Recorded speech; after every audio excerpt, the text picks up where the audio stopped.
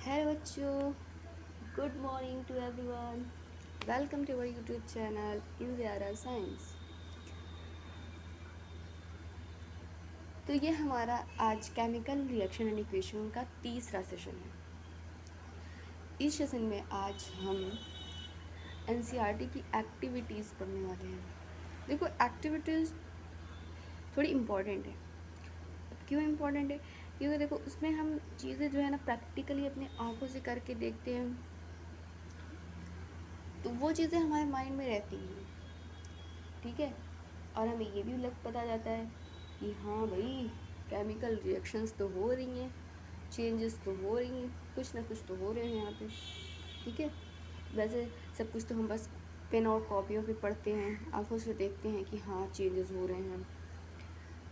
ठीक है, लेकिन यहाँ पे हम प्रैक्टिकल करके देखते हैं एक्टिविटीज़ में। तो देखो भैया, हम यहाँ यूट्यूब पे तो प्रैक्टिकल करा नहीं सकते हैं, तो अपने क्लास टीचर से इंसिस्ट करिए कि आपको लैब में ले जाएं और ये एक्टिविटीज़ कराएं। तो इस सेशन में चलो आगे बढ़ते हैं। लास्ट टॉपिक हमारा क्या था? हमने कल पढ़ा था केमिकल रिएक्शन ना, व्हाट इज़ केमिकल रिएक्शन। उसमें कुछ पॉइंट्स थे, उसको मैंने वीडियो बहुत लंबी हो गई थी तो बहुत छोटे टर्म में समझा दिया था। तो चलो पहले इसे समझ लेते हैं, उसके बाद केमिकल की एक्टिविटी पे बढ़ते हैं। तो पहला टॉपिक क्या है? Whenever a chemical change occur we can say that a chemical reaction has taken place. मैंने पिछले पूरे सेशन में यही एक बात कही थी कि जब जब केमिकल चेंज होता है, मतलब कि जब कोई चेंज होता है, उसके बाद एक नई प्रॉपर्टी के साथ एक नया प्रोडक्ट बनता है और वो इरिवर्सिबल होता है। ऐसे प्रोसेस हमारे केमिकल चेंज कहलाते हैं। और जहाँ केमिकल चेंज होता है, जब भी केमिकल चेंज हुआ तो केमिकल रिएक्शन हुई है, तब वहाँ पे केमिकल रिएक्शन हुई है।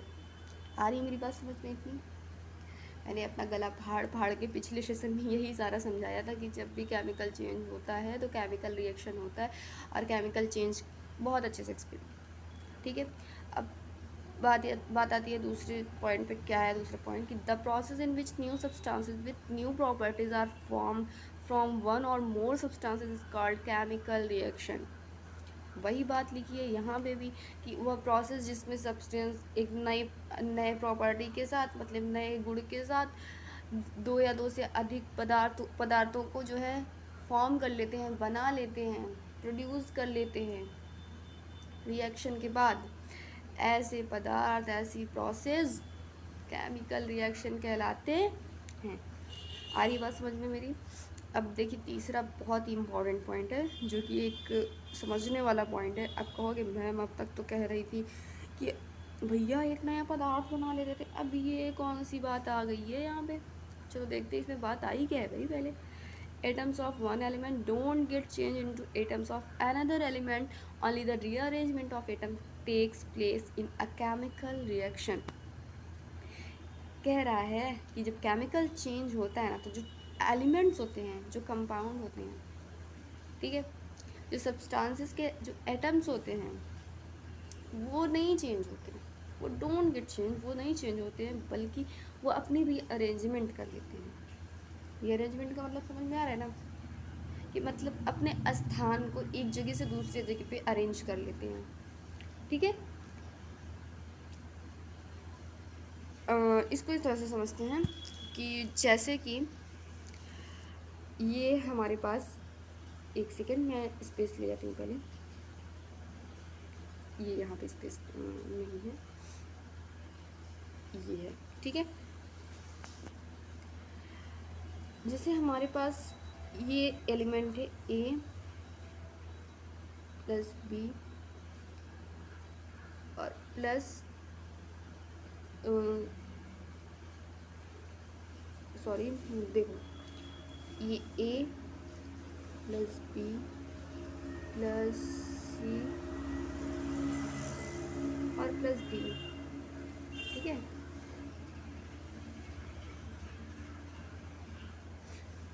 इस तरह से आपको समझ में नहीं आएगा। देखो देखो, ये आपका एक एलिमेंट है ए बी और दूसरा है सी। ठीक है, अब यहाँ पे केमिकल रिएक्शन हुई, क्या हुई, केमिकल रिएक्शन हुई। तो जब भैया केमिकल रिएक्शन हुई ना, यहाँ पे केमिकल चेंज हुआ, केमिकल चेंज हुआ, उसके बाद केमिकल रिएक्शन हुई, तो यहाँ पे प्रोडक्ट क्या बना है, देखो क्या बनता है यहाँ पे प्रोडक्ट, AC बनता है प्लस क्या बनता है, BD। AC बना और BD बना। तो बताओ भैया हम लोग को एक बात, हमको एक बात बताओ, हम लोगों को मत बताओ, हमको सिर्फ बताओ एक बात, क्या यहाँ पे AB है, यहाँ पे CD है कि नहीं है ना। तो ये बताओ, ये AB यहाँ पे नहीं है, CD यहाँ पे नहीं है ना। लेकिन हुआ क्या है कि ये बस अपने अरेंजमेंट को चेंज कर लिया। तो भैया जब अरेंजमेंट को चेंज किया तो एक नई प्रॉपर्टी के साथ एक नया पदार्थ ही बन गया। लेकिन लेकिन लेकिन लेकिन लेकिन हुआ क्या है, ये अपने पुराने सब्सटेंस के साथ ही, मतलब अपने पुराने सब्सटेंस से ही एक नया पदार्थ बनाता है, कोई नया अलग से एलिमेंट नहीं ले आता है।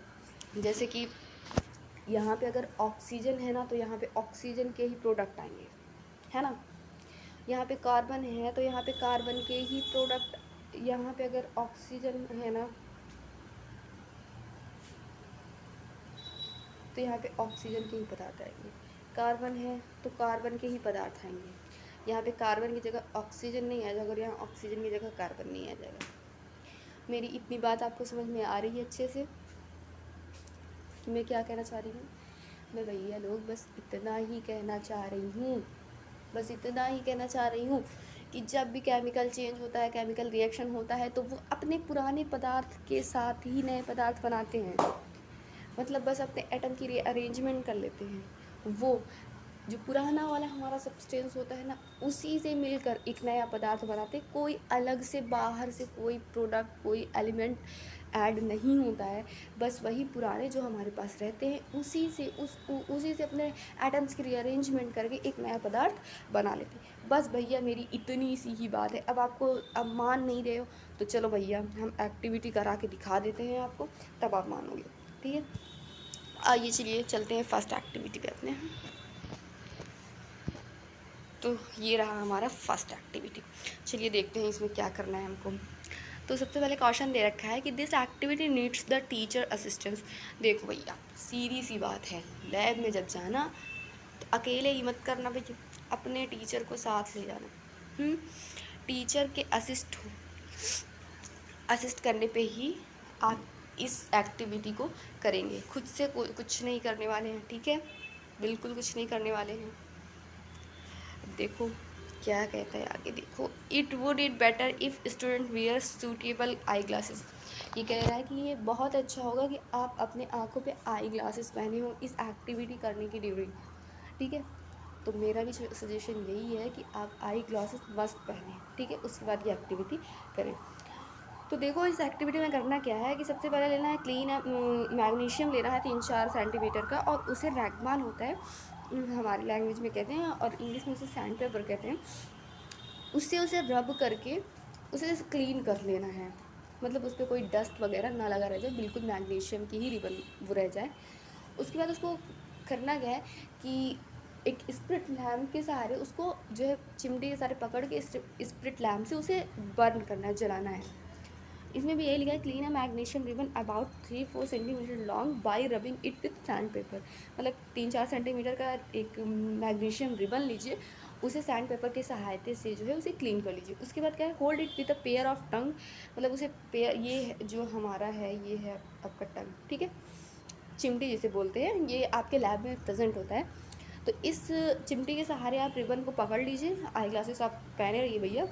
उसके बाद ये है हमारा लैम्प, स्प्रिट लैम्प, ये भी आपके लैब में आपको मिल जाएगा। इस स्प्रिट लैम्प के थ्रू आप चिमटी से पकड़ के मैग्नीशियम को जलाएंगे। ठीक है, उसके बाद जो जलाने पे जाहिर सी बात है, अगर आप कुछ भी जलाते हो तो आपको राख मिलती है कि नहीं मिलती है, मिलती है ना राख, है ना। तो जलाने पे हमें राख मिलेगी, तो क्या कह रहा है, burn and collect the ash so form in which glass, sorry watch glass, as shown in figure 1.1. Burn the magnesium ribbon keeping it away as far as possible from your eyes. तो आप magnesium ribbon को जलाइए और उसके राख को जो है इकट्ठा करिए। तो व्हाट डू यू ऑब्जर्व, आप ऑब्जर्व क्या करते हो? तो देखो भैया, ऑब्जर्वेशन में बताती हूँ आपको क्या ऑब्जर्व होगा। तो तो जब आप इसे जलाओगे ना, तो ये एक वाइट डैज़लिंग फ्लेम के साथ जलेगा। सबसे पहले क्या होगा, एक वाइट डैज़लिंग फ्लेम के साथ जलेगा, एकदम जैसे जब आप छुरछुरियाँ नहीं जलाते वैसे आपको चिंगारी टाइप की निकलती है ना, वाइट डैज़लिंग फ्लेम निकलता है ना, वो उसका आप उसको ऐसे दूर करके जलाते हो, हाँ, आँखों से बचा के, बिल्कुल वैसा ही मैग्नीशियम आपका जलता है दीपावली के अवसर पर। छुरछुरियाँ वगैरह जब आप जलाते हो देखे होगे, है ना। और इससे जलने के बाद जो हमें राख मिलती है ना, वो वाइट कलर की वाइट पाउडर होती है। ये है हमारा ऑब्जर्वेशन। देखिए, magnesium ribbon burn with a dazzling white flame and change into a white powder. This powder is magnesium oxide. It is formed due to the reaction between magnesium and oxygen present in the air. ये कैसे form हुआ हमारा? तो जब आप burn करोगे तो burn करते टाइम आपको जो है ऑक्सीजन मिलती रहती है, मतलब जब आग लगती है ना, तो वो वायु से ऑक्सीजन लिए बगैर, वायु से कांटेक्ट के बगैर आग जमती ही नहीं है। तो जब आग जल रही है तो वायु में जाहिर सी बात है इतनी भरी भरी मात्रा में ऑक्सीजन पड़ा हुआ है, तो वो आके आपके मैग्नीशियम से रिएक्शन कर लेता है। देन क्या होता है कि जो रिएक्शन करके मैग्नीशियम जलता है, तो वो वाइट कलर की पाउडर, अब भैया राख तो आपकी काली कलर की होती है, आप सोचते होगी राख मिली तो काली काली सी होगी, लेकिन नहीं भैया, यहाँ पे तो कुछ और ही फंडा है। यहाँ पे जो मैग्नीशियम होता है ना, उसकी राख वाइट वाइट सी होती है, इसीलिए उसे वाइट पाउडर बोलते हैं। ठीक है, तो ये जो हमारा Mg था वो ऑक्सीजन से रिएक्ट करके MgO मैग्नीशियम ऑक्साइड बना लेता है। आप एक बात बताओ हमें, यहाँ पे Mg है, यहाँ पे O2 है, यहाँ पे MgO बन गया है, तो क्या कोई बाहर से कोई प्रोडक्ट आया, बाहर से कोई एलिमेंट आई, कुछ नया सब्सटेंस बाहर से आया क्या? नहीं ना। जो मैग्नीशियम और ऑक्सीजन था उसी से हमारा MgO बना है कि नहीं बना है? बना है ना। तो इस बात को मानो ना भैया कि atoms don't get change, they only rearrangement. आ रही है बात समझ में? अब देखो भैया, जो रिएक्शंस के पहले जो प्रोडक्ट्स, जो सब्सटेंसेस होते हैं, प्रोडक्ट तो इधर होते हैं, जो सब्सटेंसेस होते हैं उन्हें रिएक्टेंट कहते हैं, मतलब वो रिएक्ट करेंगे भी, जो है कर रहे हैं, ठीक है, तो उन्हें रिएक्टेंट कहते हैं। और जो प्रोसेस के बाद पूरा जो हमें मिलता है उसे प्रोडक्ट कहते हैं। आ रही है मेरी बात समझ में? इतनी मेरी बात समझ में आई है? आई होप आपको जो है एक्टिविटी फर्स्ट बहुत अच्छे से समझ में आ गई होगी।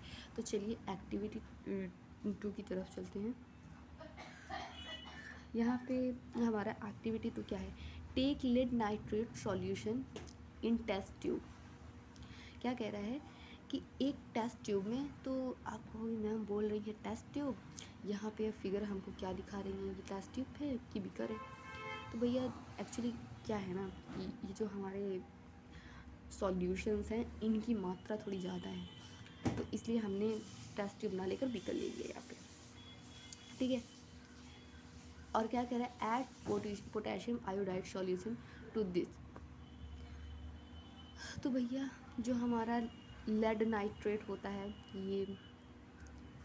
ये भी आपका एकदम कलरलेस लिक्विड होता है। कलरलेस मतलब उसमें कोई पानी जैसा, पानी भी आपका कलरलेस ही होता है ना। तो आपने लेड नाइट्रेट लिया PbNO3 और पोटेशियम आयोडाइड उसमें ऐड किया ऊपर से, ये ऐड हो रहा है पोटेशियम आयोडाइड, ये है आपका, ठीक है। तो आप क्या देख रहे हैं, क्या मिल रहा है यहाँ पे कि येलोइश कलर मिल रहा है। क्या मिल रहा है? Yellowish colour. यहाँ पे आपको क्या मिलेगा, कलर में चेंज। क्या हो रहा है, कलर में चेंज हो रहा है। और यहाँ पे देखिए डार्क डार्क सा नीचे आके बैठ जाएगा और प्रिसिपिटेट मिलता है। क्या मिलता है, प्रिसिपिटेट मिलता है। भैया आप एक लेड नाइट्रेट का सॉल्यूशन लो, ठीक है, जो कि बिल्कुल ही कलरलेस होता है। आपको इसे लैब में करना है। यहाँ पे तो हम करके दिखा नहीं सकते हैं आपको, नहीं तो करके दिखा देते, ठीक है। आप एक लेड नाइट्रेट का सॉल्यूशन लो एक टेस्ट ट्यूब में, और एक पोटेशियम आयोडाइड का सॉल्यूशन लो। अब पोटेशियम आयोडाइड लेड नाइट्रेट में आपको मिलाना है, तो आप क्या देखोगे कि यहाँ पे कलर में चेंज। जैसे ही आप पोटेशियम आयोडाइड इसमें डालोगे तो यहाँ पे एक येलोइश कलर आ जाएगा, और थोड़ी देर बाद यहाँ नीचे जो है ना प्रिसिपिटेट, येलो कलर का प्रिसिपिटेट बन के रेडी हो जाएगा। आ रही है मेरी बात इतनी समझ में? तो ये देखो, ये हमारा इसका केमिकल रिएक्शन भी देख लेते हैं, ठीक है। ये देखो PbNO3, ये हमारा क्या है, lead nitrate, potassium iodide KI है हमारा। ये आप आपस में केमिकल रिएक्शन किए, उसके बाद क्या बना हमारा, KNO3 और PbI2। ये जो PbI2 है ना, यही आपका प्रेसिपिटेट होता है। ये जो PbI2 है ना, प्रेसिपिटेट यही है आपका, यही आपका प्रेसिपिटेट है। लास्ट में जाके नीचे एकदम तलछटी में जाके ना बैठ जाता है, ठीक है। तो इसमें ऑब्जर्वेशन क्या मिला हमको, 2 ऑब्जर्वेशन मिले हैं। यहाँ पे सबसे पहले क्या हुआ है, कलर में चेंज हुआ है, और दूसरा क्या मिला है हमें, प्रेसिपिटेट, येलो कलर का PPT मिला है। तो आपको ये भी समझ में आ गया होगा। तो चलते हैं नेक्स्ट एक्टिविटी की तरफ, ठीक है। तो हमारा नेक्स्ट एक्टिविटी क्या है, take a few zinc granule in a conical flask. ये आपका जो दिख रहा होगा, ये आपका है कॉनोनिकल फ्लास्क, ठीक है। तो कह रहा है कि take a zinc granules in a conical flask और अ टेस्ट ट्यूब, चाहे कॉनोनिकल फ्लास्क में चाहे टेस्ट ट्यूब में। तो हम कॉनोनिकल फ्लास्क लेते हैं क्योंकि हमारा सॉल्यूशंस थोड़ा ज़्यादा होता है और इसमें थोड़ा आसानी होती है देखने में। और उसके बाद कह रहा है ऐड डाइल्यूट हाइड्रोक्लोरिक एसिड और सल्फ्यूरिक एसिड। कह रहा है कि इसमें डाइल्यूट HCl हाइड्रोक्लोरिक एसिड और H2SO4 या फिर सल्फ्यूरिक एसिड ऐड करते हैं। और उसके बाद क्या कह रहा है, क्वेश्चन है इसमें, handle the acid with care, do you observe anything happening around the zinc granule, touch the conical flask और test tube, is there any change in its temperature. कह रहा है कि जिंक ग्रैन्यूल्स लीजिए, मतलब जिंक के छोटे छोटे टुकड़े लीजिए। ये जैसे आपको छोटे छोटे टुकड़े दिख रहे हैं। पहले सबसे पहले आपको क्या करना है, एक कॉनोनिकल फ्लास्क लेना है, उसके अंदर जिंक ग्रैन्यूल्स डालने हैं, ठीक है। आप जब जिंक ग्रैन्यूल डालोगे तो बिल्कुल कुछ भी नहीं होगा। आपका ग्लास कॉनोनिकल फ्लास्क टच करेंगे तो कोई टेम्परेचर नहीं, बिल्कुल सब कुछ नॉर्मल है।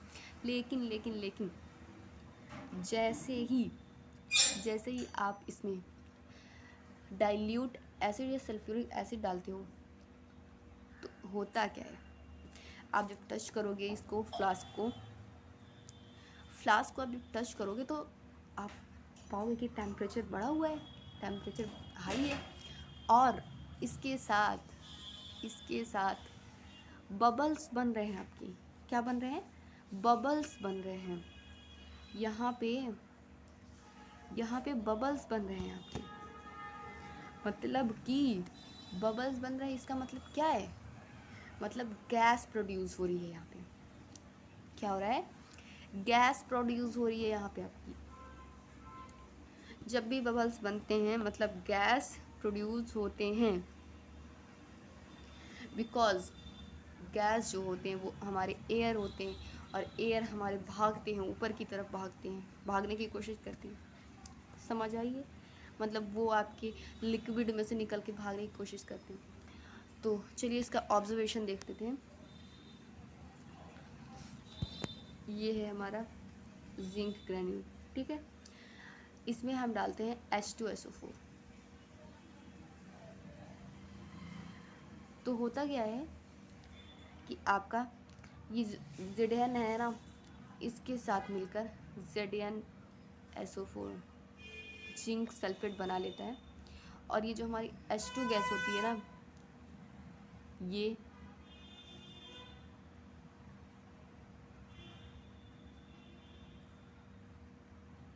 आपकी प्रोड्यूस होती है। मैंने आपको वही चीज़ बताया ना कि आप एक फ्लास्क लोगे, नॉर्मल रहेगा सब कुछ, और उसमें जैसे ही H2SO4 डालते हो तो भैया वो आपस में करने लगते हैं केमिकल रिएक्शन।